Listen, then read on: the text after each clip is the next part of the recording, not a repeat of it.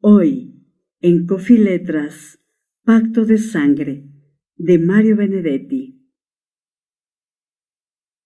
A esta altura ya nadie me nombra por mi nombre. Octavio.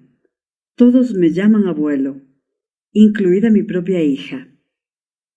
Cuando uno tiene, como yo, 84 años, ¿qué más puede pedir? No pido nada. Fui y sigo siendo orgulloso. Sin embargo, hace ya algunos años que me he acostumbrado a estar en la mecedora o en la cama. No hablo. Los demás creen que no puedo hablar. Incluso el médico lo cree. Pero yo puedo hablar.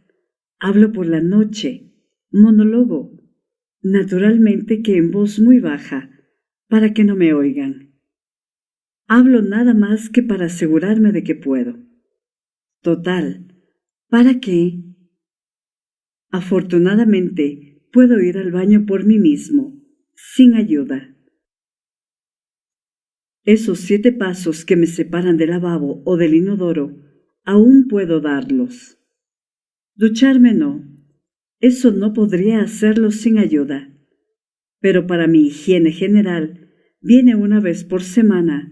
Me gustaría que fuese más frecuente, pero al parecer sale muy caro. El enfermero, y me baña en la cama. No lo hace mal. Lo dejo hacer. ¿Qué más remedio? Es más cómodo y además tiene una técnica excelente. Cuando al final me pasa una toalla húmeda y fría por los testículos, siento que eso me hace bien, salvo en pleno invierno.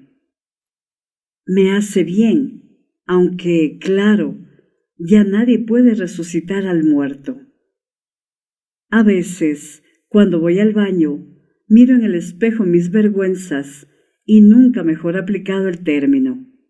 Mis vergüenzas. Unas barbas de chivo, esos son. Pero confieso que la toalla fría del enfermero hace que me sienta mejor. Es lo más parecido al baño vital que me recomendó una naturista hace unos 60 años. Era, él, no yo, un viejito, flaco y totalmente canoso, con una mirada pálida, pero sabionda, y una voz neutra y sin embargo afable. Me hizo sentar frente a él, me dio un vistazo que no duró más de 1 minuto, y de inmediato empezó a escribir a máquina, una vieja Remington que parecía un tranvía. Era mi ficha de nuevo paciente. A medida que escribía, iba diciendo el texto en voz alta, probablemente para comprobar si yo pretendía refutarlo. Era increíble. Todo lo que iba diciendo era rigurosamente cierto.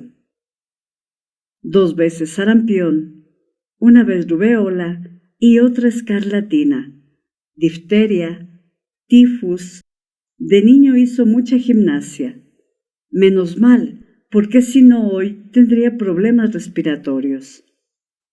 Varices prematuras, hernia inguinal reabsorbida, buena dentadura, etc.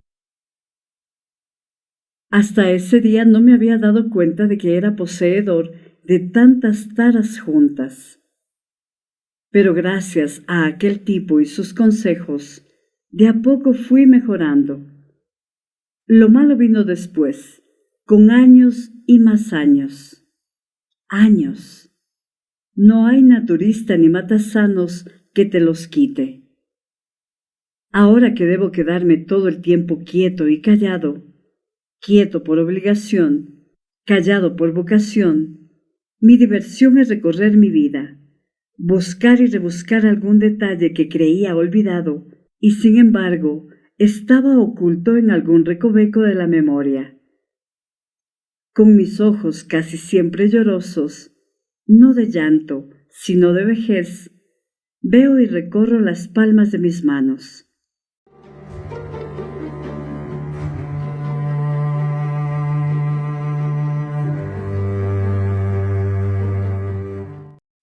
Ya no conservan el recuerdo táctil de las mujeres que acaricié, pero en la mente sí las tengo. Puedo recorrer sus cuerpos como quien pasa una película y detener la cámara a mi gusto para fijarme en un cuello. ¿Será el de Ana, que siempre me conmovió? En unos pechos.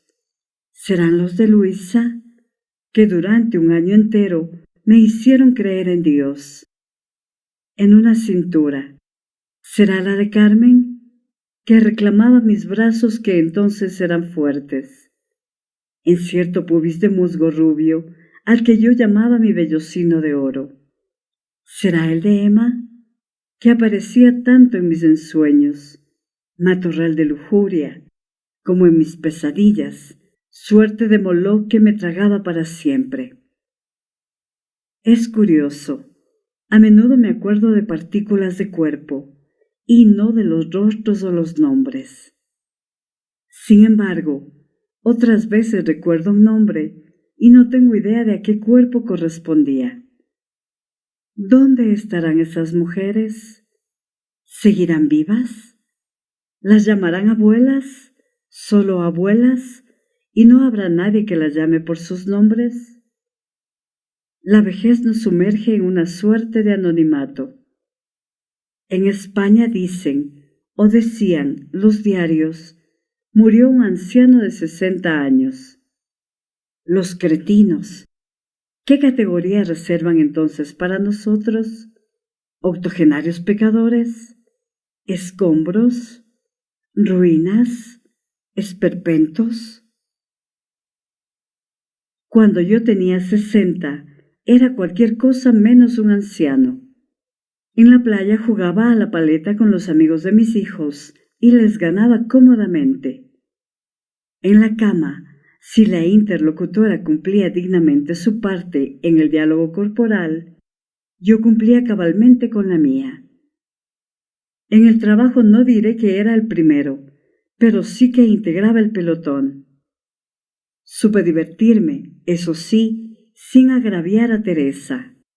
He ahí un nombre que recuerdo junto a su cuerpo. Claro que es el de mi mujer. Estuvimos tantas veces juntos, en el dolor, pero sobre todo en el placer. Ella, mientras pudo, supo cómo hacerlo. Puede ser que se imaginara que yo tenía mis cosas por ahí, pero jamás me hizo una escena de celos, esas porquerías que corroen la convivencia. Como contrapartida, cuidé siempre de no agraviarla, de no avergonzarla, de no dejarla en ridículo. Primera obligación de un buen marido, porque eso sí es algo que no se perdona. La quise bien, claro que con un amor distinto. Era de alguna manera mi complemento y también el colchón de mis broncas. Suficiente. Le hice 3 varones y una hembra. Suficiente. El ataque de asma que se la llevó fue el prólogo de mi infarto.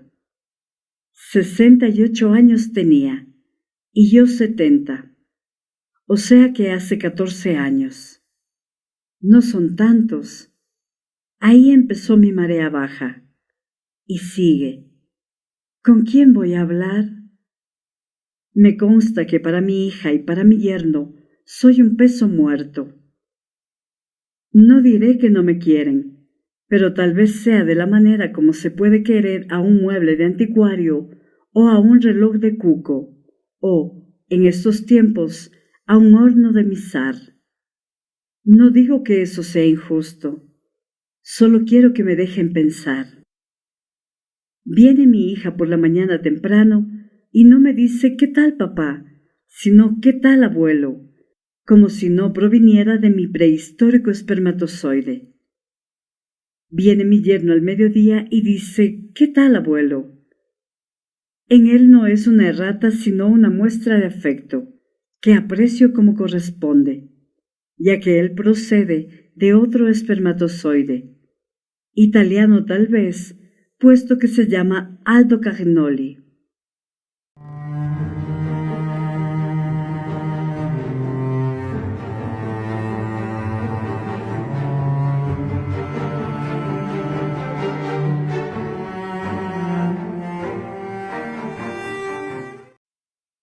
¡Qué bien! Me acordé del nombre completo.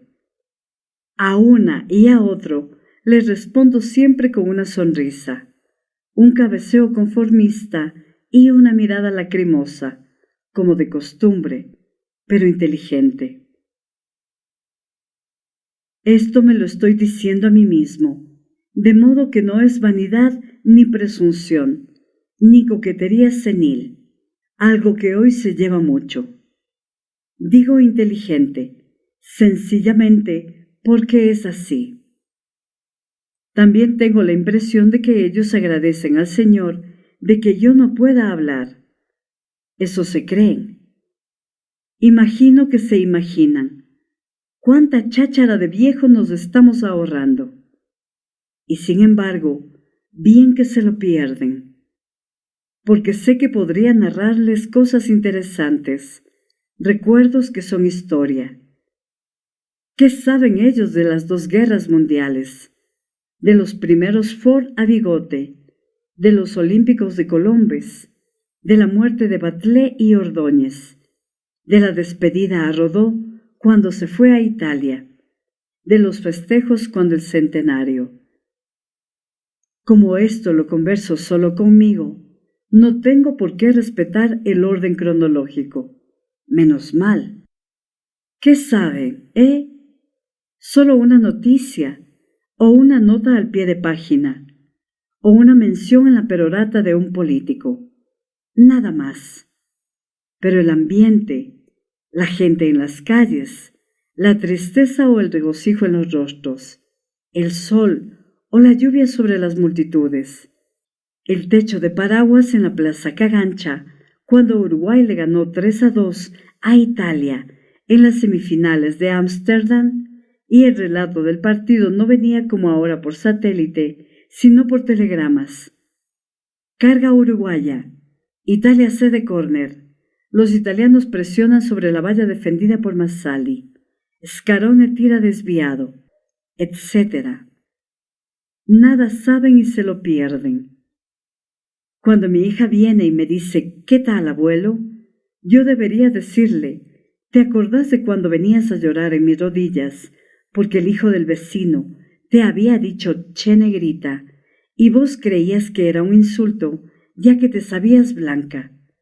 Y yo te explicaba que el hijo del vecino te decía eso porque tenías el pelo oscuro, pero que además de haber sido negrita, eso no habría significado nada vergonzoso, porque los negros, salvo en su piel, son iguales a nosotros, y pueden ser tan buenos o tan malos como los blanquísimos. Y vos dejabas de llorar en mis rodillas. Los pantalones quedaban mojados, pero yo te decía, no te preocupes, mijita, las lágrimas no manchan. Y salías de nuevo a jugar con los otros niños, y al hijo del vecino lo sumías en un desconcierto vitalicio cuando le decías, con todo el desprecio de tus 7 años, che blanquito. Podría recordarte eso, pero ¿para qué? Tal vez dirías, ¡ay, abuelo! ¿Con qué pavadas me venís ahora? A lo mejor no lo decías, pero no quiero arriesgarme a ese bochorno. No son pavadas, Teresita. Te llamas como tu madre. Se ve que la imaginación no nos sobraba. Yo te enseñé algunas cosas, y tu madre también. Pero, ¿por qué cuando hablas de ella decías, entonces vivía mamá, y a mí, en cambio, me preguntás, ¿qué tal, abuelo? A lo mejor, si me hubiera muerto antes que ella, hoy dirías, cuando vivía papá. La cosa es que, para bien o para mal, papá vive. No habla pero piensa, no habla pero siente.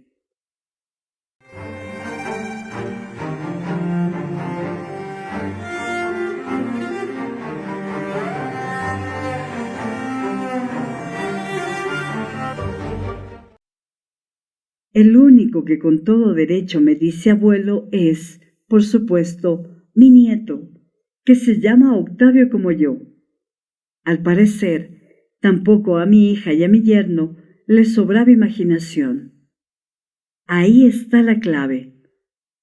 Cuando le digo Octavio, le digo, porque con mi nieto es con el único ser humano con el que hablo, además de conmigo mismo, claro. Estás escuchando Coffee Letras con Eva Grijalva.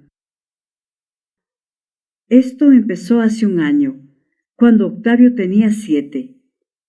Una vez yo estaba con los ojos cerrados y, creyéndome solo, dije en voz no muy alta, pero audible, «¡Carajo!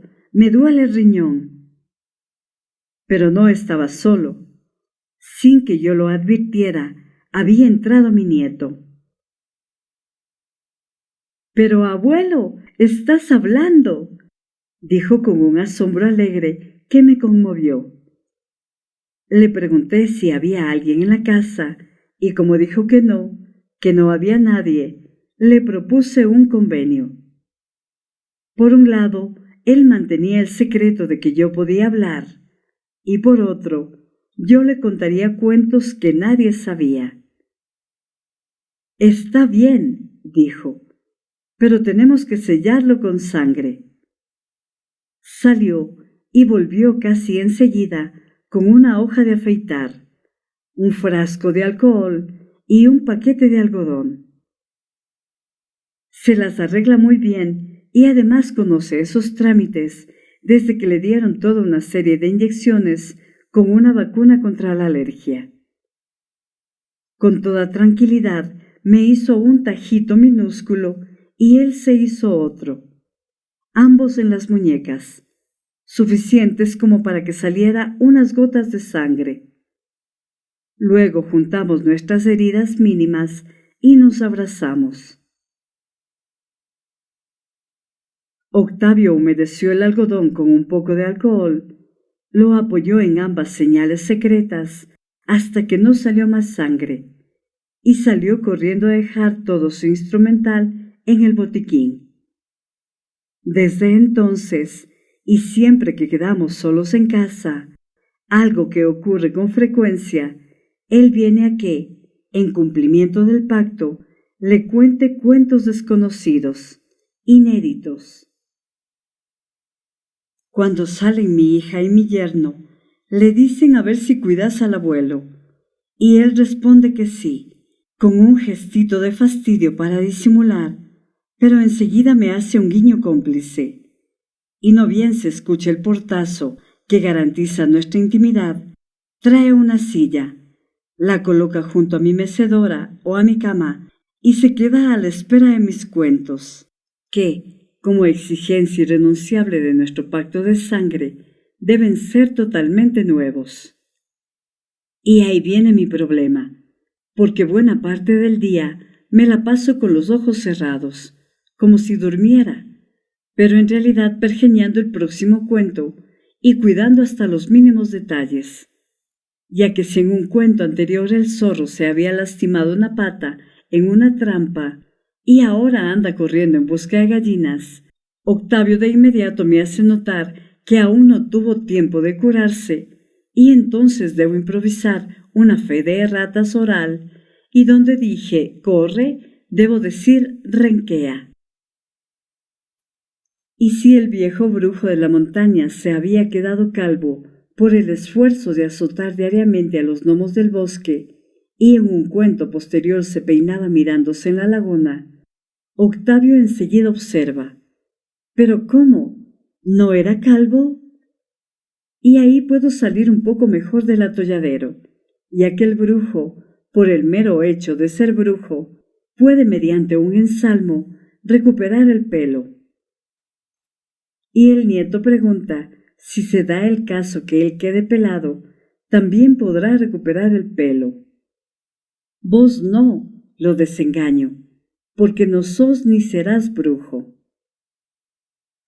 Y él dice que lástima, y tiene un poco de razón, porque si yo hubiera sido brujo, también me habría hecho crecer el pelo que perdí sin remedio antes de los 50.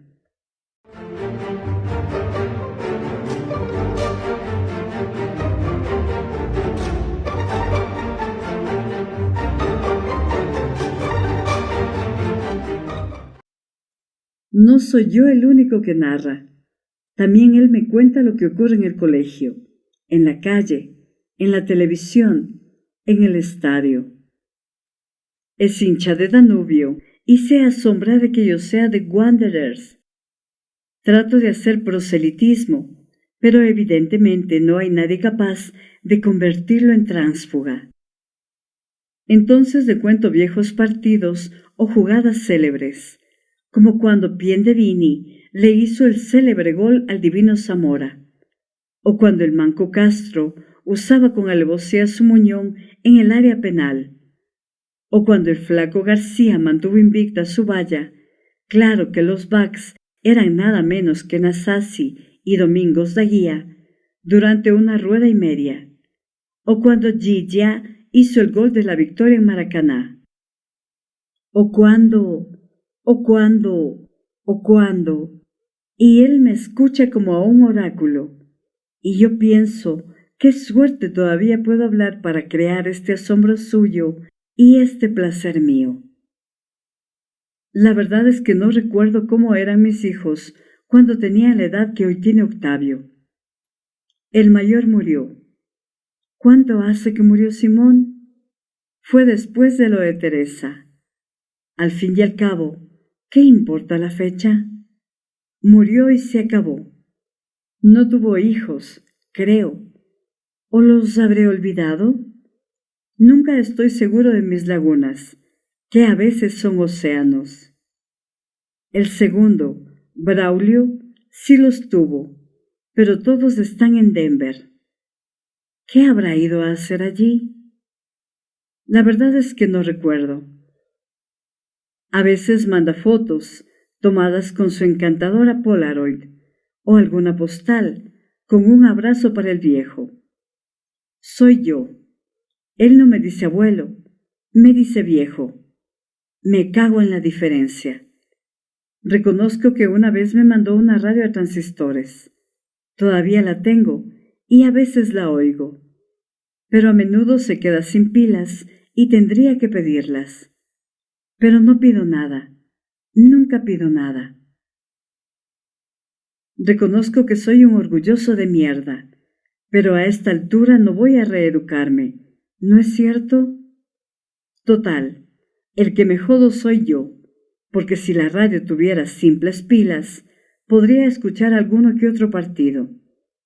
No muchos, porque los locutores en general me cansan con su entusiasmo fingido y sus fallas de sintaxis.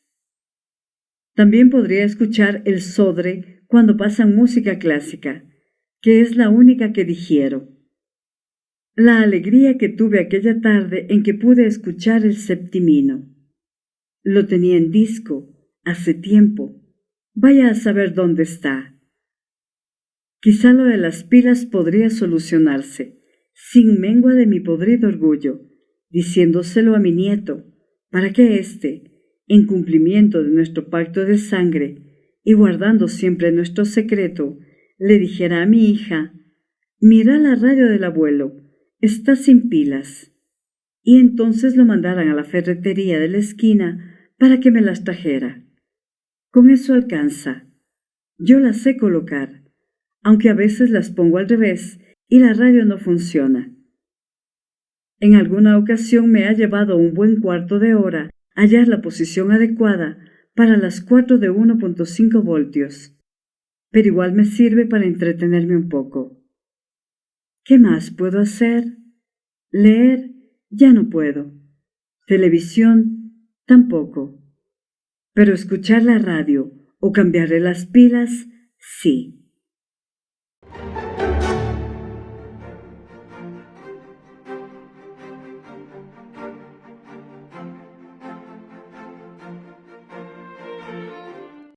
Mi tercer hijo se llama Diego y está en Europa. Enseña en Zúrich, me parece. Sabe alemán y todo. Tiene 2 hijas que también saben alemán, pero en cambio no saben español. ¡Qué cagada!, ¿verdad? Diego es menos escribidor que Braulio, y eso que su especialidad es literatura, pero naturalmente la literatura suiza. Para las Navidades manda también su tarjeta, en la que las niñas ponen sus saludos, pero en alemán. Yo no sé alemán, apenas un poco de inglés para defenderme en correspondencia comercial, de la que yo mismo me encargaba cuando era gerente de la Mercantil del Sur, importaciones y exportaciones.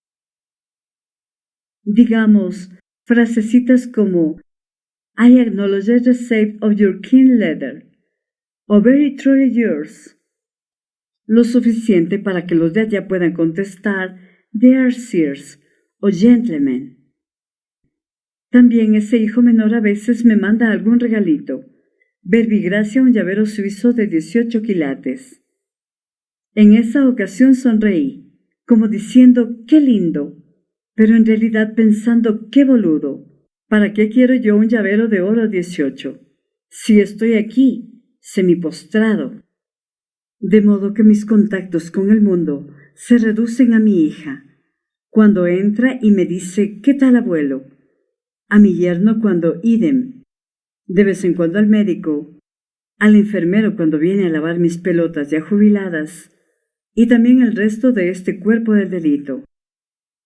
Bueno, y sobre todo, está mi nieto, que creo es lo único que me mantiene vivo. Es decir, me mantenía, porque ayer por la mañana vino y me besó, y me dijo abuelo, me voy por 15 días a Denver con el tío Braulio, ya que saqué buenas notas y me gané estas vacaciones.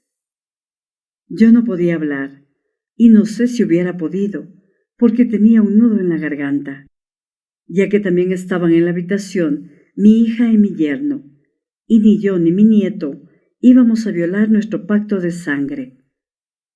Así que le devolví el beso, le apreté la mano, puse a un instante mi muñeca junto a la suya como testimonio de lo que ambos sabíamos, y sé que él entendió perfectamente cuánto lo iba a extrañar, ya que no iba a tener a quien contarle cuentos inéditos. Y se fueron. Pero 3 o 4 horas más tarde volvió a entrar Aldo, y me dijo, mire, abuelo, que Octavio no se fue por 15 días, sino por 1 año, y tal vez más. Queremos que se eduque en los Estados Unidos. Así aprende desde niño el idioma y tendrá una formación que va a servirle de mucho. Él no se lo dijo porque tampoco lo sabía. No queríamos que empezara a llorar, porque él lo quiere mucho, abuelo, siempre me lo dice, y yo sé que usted también lo quiere. ¿No es así? Se lo vamos a decir por carta, aunque mi cuñado lo va a ir preparando. Ah, y otra cosa. Cuando ya se había despedido de nosotros, volvió atrás y me dijo, dale un beso al abuelo y que sepa que estoy cumpliendo nuestro pacto. Y salió corriendo. ¿Qué pacto es ese, abuelo? Cerré los ojos por pudor, aunque como siempre lacrimeo, nadie sabe nunca cuándo son lágrimas de veras. E hice un gesto con la mano como diciendo, cosas de niños. Él se quedó tranquilo y me abandonó. Me dejó a solas con mi abandono, porque ahora sí que no tengo a nadie, y tampoco a nadie con quien hablar.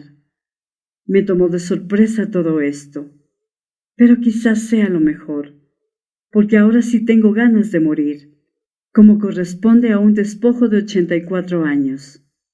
A mi edad no es bueno tener ganas de vivir, porque la muerte viene de todos modos, y a uno lo toma de sorpresa. A mí no.